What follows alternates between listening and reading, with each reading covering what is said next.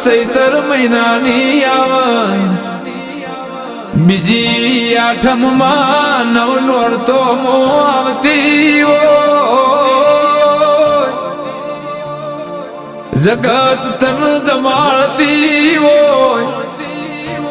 તું હરખે તે ભાવનું ભોણું જમતી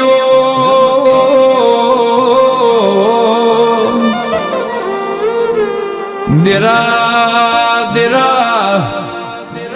જેવી જેવી જેના ઘરની શક્તિ હોય